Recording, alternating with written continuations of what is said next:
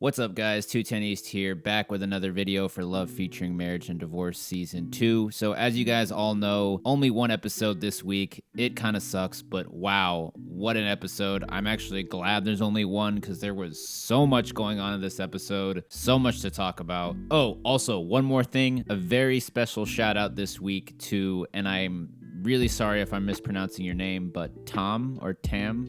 Thank you for that really nice message that you sent and all the encouragement. I'm so glad that you have been enjoying the videos, so shout out to you and your roommate. And with that being said, let's get going with this week's video. All right, so we start off with a nice day at the country club going golfing. Pi-young and Dong-mi are riding around in the golf cart. And what do you know, Mr. So is there too with Dong-ma, and they run into each other, and Dong-mi is looking at them from afar like Target acquired, looking at Mr. So, and the golf caddy is there also in the background looking like a Handmaiden's Tale character. So Pi-young meets Dong-ma and learns that Mr. So has a brother, and Pi-young's basically just like, this is getting out of hand. Now there are two of them. You guys know that meme from Star Wars? Okay. Isn't this just so lovely and pleasant? What a nice happenstance. And Dong-mi remarks how handsome they both are, and Dong-ma is like, ew? And Dong-ma gets my respect for these reactions. I loved it. He's just kind of like, what? Okay, so great little talk, and they turn to go, but then Pi-young calls out to Mr. So and just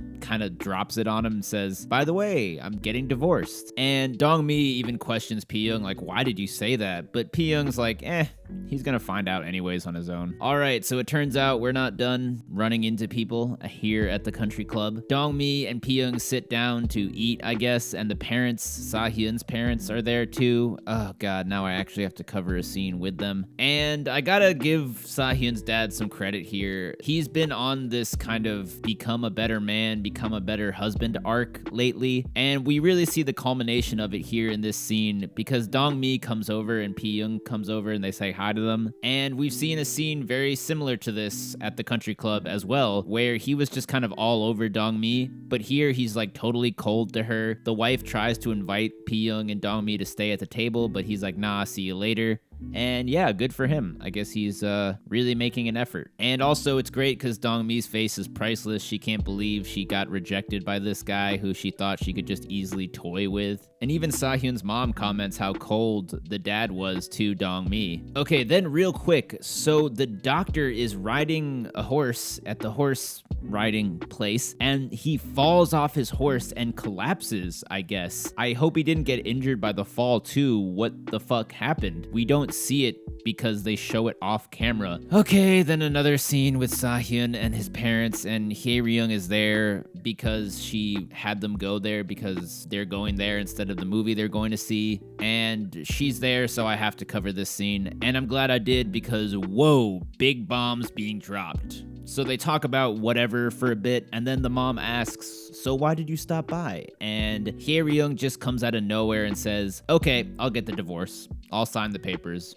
Boom. Mic drop. So the reason she gives is that she saw Sa-hyun staring at a pregnant woman in public recently while they were out and felt bad for him because she knows how much he wants to be there for the baby. So she's getting the divorce for him so that he can be the father of the baby without shame. And this seems very noble and considerate of Sa-hyun, but yeah, I don't know if this is this really the case? Even the dad questions it. He's like, really? Is this really the reason? And I suspect there's something else going on, of course, but it needed to happen. They needed to get divorced. Whatever the reason is, I'm all for it. And we all know Sa-hyun's super fucking happy about this, but he's not showing it at all. And I actually thought this was really annoying at first, but then I saw like, okay, he's trying to be respectful and not jump up and down with joy while she's right there in the room. He could have at least said thank you though or something. I don't know, whatever. So the other part of this is that Hye-ryung is agreeing to the divorce, but she also wants something out of it. She wants a new house and for the parents to buy it for her. It's in this very expensive place, and fuck it, I mean, get all you can out of this. You're giving them what they want anyways. Give me all you got. And the further this scene goes, the more we just get the picture that Hae-ryung really just wants as much as she can out of this. And I think it's hilarious. I think it's awesome. But what did you guys think about this? Did you think Hae-ryung was kind of pushing it and getting too greedy with this? Or did you think she deserves all of this for all the trouble she went through? And I like this attitude by Hae-ryung. I mean, she seems a lot more mature about everything. She seems like she's just kind of over it and being civil about it now, and she's starting to just move on. Okay, so then we get another meeting of the wives, and yes, we really needed another one of these scenes. All of them needed it too. So Pyeong and Seon are there, and they're already drinking. They got the apps rolling. Hae-ryung shows up, everyone's there, and they're all on their way or already are divorced, and they're free, independent women now, free to be themselves. And the first thing that Hae-ryung talks about is Mr. So. That's the first thing they talk about. Yeah, I can't blame them though. How could you not want to talk about that mysterious baby swaddler? So during this scene, the wives play catch up with finding out about everyone else's business. Hae-ryung basically just didn't know anything, is what it boils down to. She finds out about Pyeong and Yoo-shin getting divorced and him cheating, and then also finds out about Ga-bin being the person that Hae-ryung is having an affair with and getting married to. Also, I love how Pyeong tells Hae-ryung about getting a divorce. She's like, the perfect wife has resigned, and does that little hand gesture. And you can tell that Pyeong's just in full on, I don't give a fuck right now, let's get drunk mode. Hae-ryung also drops her bomb about getting a divorce, and yeah, it's just a really fun scene where they're all realizing the situation they're all in. And every time something crazy gets said, they just have to take another sip of wine. Even Seon is like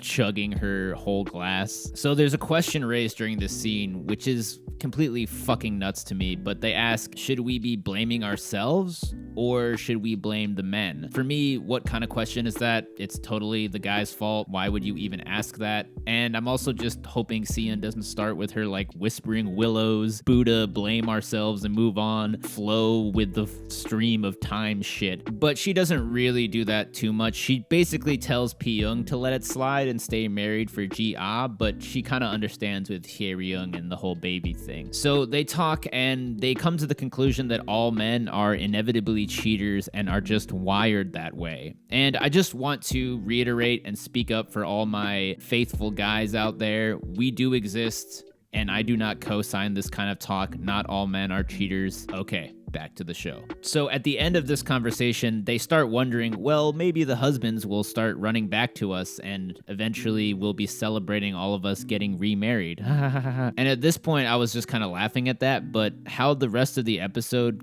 pans out, it does kind of seem like they're suggesting that that could be a possibility later on down the road. Okay, now it looks like we're gonna get the Ami Pyeong sit down.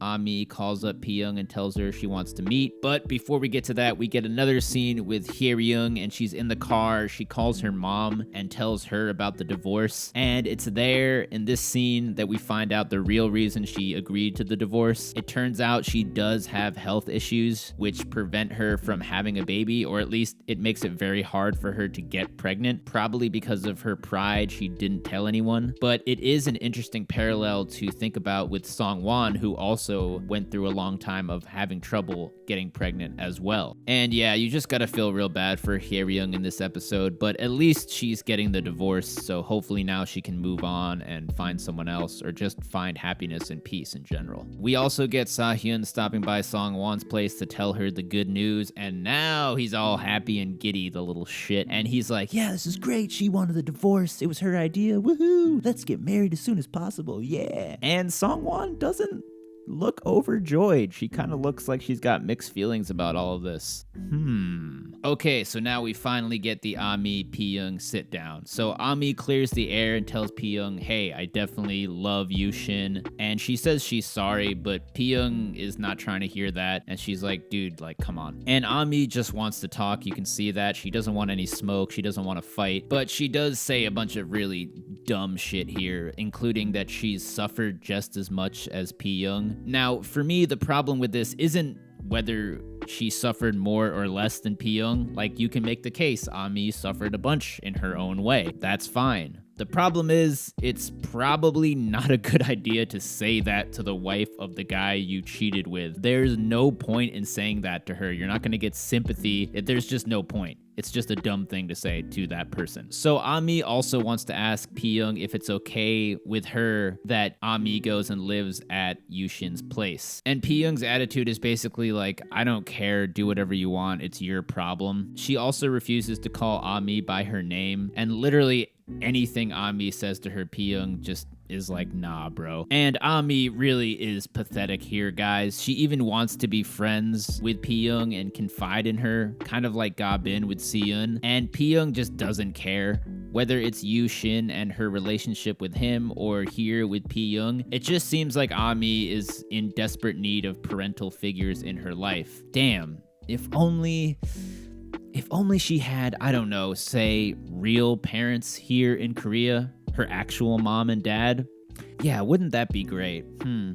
Oh well. And she's literally trying to tell Pyoung about meeting her dad like Pyoung is her friend or something, and she's just so desperate and pathetic. And one other thing for all of you fans of the fight scenes, Ami does mention here that lately she hasn't been going out and meeting up with anybody or being social, and all she's been doing is boxing. This is definitely something we need to remember if she ever gets into another fight, because if she can box and she's been boxing, I guess she's going to be a formidable opponent. So this scene just kind of drags on, and Pyoung gets a call from Ji-ah, and then Ami even asks about Ji-ah and says she wants to meet her, and no, stop. She even tells Pyoung, hey, if you ever get sick, let me know, because I can make porridge for you and take care of you. And Pyoung just drives away after the scene is over thinking, what the fuck is wrong with this girl? Like, what? And yeah, there's no way in hell I'm gonna cover this scene, so let's keep going here. Oh god, and then there's the scene with the auntie who calls up Pyoung and tells her she's marrying a young Filipino guy. The auntie is just too much. Now, I know this seems like just a very stupid, funny scene, but I think it actually is thematically important and is part of the overall commentary. It's such a contrast to what's going on in the main part of the story. All of these three wives are struggling with cultural expectations about marriage and divorce, the taboos and social constraints of appearance, and meanwhile the auntie is just living in the Philippines, marrying some guy that's way younger than her, who has been married twice already, and she just doesn't care. She's living her best life and doesn't give a fuck about what others think. She's basically free of all of that shit that the wives have to deal with. Okay, then Ami stops by Yushin's place and tells him she's gonna move in, and he's like, I don't know. And he tries to tell her not to move in until Ji-ah is old enough to accept it, whatever that means. But Ami is just feeling bold after talking with Pyoung and feeling like she has permission. And then Dong-mi walks in the door, and uh-oh. So Dong-mi is instantly fired up, and Ami is just waving around the fact that Pyoung gave her permission like a hall pass, as if Dong-mi was a teacher that caught her in the hallway, but she's got a hall pass. Dong-mi just doesn't give a shit, she doesn't believe it, and she tells Ami to get out right away, and Ami just goes, no, I'm gonna stay. And that's it. Dong-mi goes for the kill again, but Yushin has had enough of all the fighting and stops her. And yeah, Yushin, how you feeling, bro? You fucked it up with your wife, who loved you dearly and trusted you and adored you, and now you're left with Dong-mi and Ami, two crazy psychos obsessed with you who probably kill for you and can't let you go. You happy now? And Ami is like a little child clinging to Yushin, like Dong-mi is her mom and she's angry with her and she just wants her dad to defend her. So Dong-mi just can't believe what's going on. She's had enough. She goes for Ami's bag to take them out. And here we go, round 2, I guess. They wrestle for the bags and Ami gets them away from Dong-mi. And I'm thinking, okay, they're gonna start throwing hands again. But then they start kind of talking / yelling at each other. And Ami's like, let me be your daughter-in-law. And Dong-mi's like, hell no, like what the fuck? And this is just so sad and pathetic. And that's it, guys. I don't care what you guys say in the comments. I feel bad for Ami. It doesn't mean I think it's okay for her to cheat, so don't even start with that. Seeing how pathetic and lost and in need of family she clearly is. Like, just look at her. she desperately calls out for Yu Shin, and he's over there saying, fuck my life, and he does nothing, just sits there and says nothing. And she breaks down crying, and yeah, this is just a mess. She's throwing a complete temper tantrum. And Dong Mi's looking at Ami like some pathetic creature. She's like a predator looking at its prey, confused why it suddenly stopped fighting and started sobbing and lying on its back. And this is one of the most crazy parts. Ami actually calls Pi-young for help. Like, this girl literally has nobody in her life that's in her corner. She has nobody to depend on, to the point where the only person she can call for help is the wife of the guy that she's having an affair with. She's alienated her parents, and this is all she has. So she tries to talk to Pi-young, but Dong Mi snatches the phone from her. Dong Mi talks to Pi-young, and basically she just says what she said before. This isn't my problem, and I guess it's yours now, Dong Mi. Let Yu Shin deal with his own mess. And Dong Mi is seeing that her little alliance with Pi-young is at an end and she can't depend on her. And look, guys, even Pi-young feels sorry for Ami, so take that. I stand by what I say. It doesn't mean that I don't think that Ami's being manipulative still. I just mean that it's just sad to see how far she's fallen. And this is just getting worse and worse, and Yu Shin just can't even speak up and say anything. Like, dude, this is your bed that you made.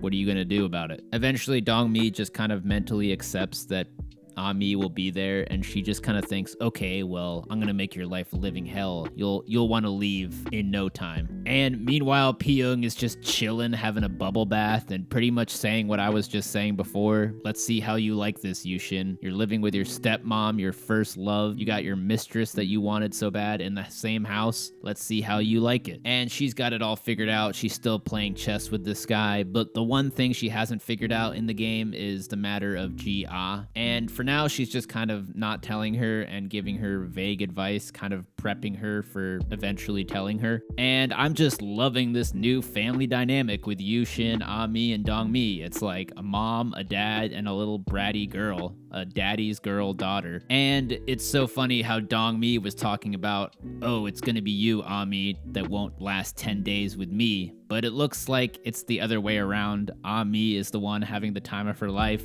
and laughing while they're cooking, and Dong Mi looks like she's about to have a migraine. And yeah, it seems like she's the one that isn't going to be able to handle Ami. And okay, I guess I have to mention this. So at some point, Ami goes out and goes to some coffee or pastry place, and who's there sitting with two women? Dr. Shin, the ghost. He's sitting between them having some cake. Ami looks over at the two women but doesn't see him. I thought for a moment she was going to be a ghost whisperer, but she's not. So yeah, another ghost scene. Yay. So hilarious. And back to the happy family. It's official. They are a mom, dad, and daughter, except the daughter is screwing the father. And it's just hilarious, gross, and sad all at the same time. And it's like I said, in this battle between Ami and Dong Mi, even though Dong Mi won the first round in a physical fight, Ami has the edge now in round 2, the psychological strategic warfare part. Dong Mi is fed up, and it's really looking like she's the one that's gonna want to move out soon. All right, so the episode is almost over, and we get the scene that we saw from the preview, another one of those scenes, the one with Hye-ryung, where she made breakfast for Sa-hyun. So it looks like it wasn't a fantasy, which is good. And Sa-hyun even compliments her and says, hey, no, this isn't too salty. It's fine. And Hye-ryung wants to see the baby when it's born, and Sa-hyun seems cool with it. And they just have a nice talk, and it all seems to be good with them. They're mature about what's happening, and they talk about how each one of them did wrong, and yeah, good for them. Okay, last scene. Ga-bin is about to have a performance, and it's about to happen. She's in her dressing room. Dong Ma pulls up with flowers, goes to see her there, and she's crying, I guess, over the whole situation with Hye-ryun, maybe? So he's there, and she sees him, and they look at each other, and it looks like they're gonna hug or kiss or something, or like they're back together, or they realize they want to be back together. And it seems like Ga-bin is, yeah, thinking twice about Hye-ryun like we all suspected she might. And we just don't know because we haven't seen much lately from them. My guess is the next episode will concentrate on them a bit more, but it seems like she might have had that epiphany that, oh shit, I've made a big mistake. And it seems like it's happened mostly off screen. There was a quick shot before this scene of Hae-ryun looking like he's calling Ga-bin probably and not getting an answer. She didn't pick up. So yeah, trouble in paradise, it seems. Okay, that's it for this week's episode. Wow, I thought I'd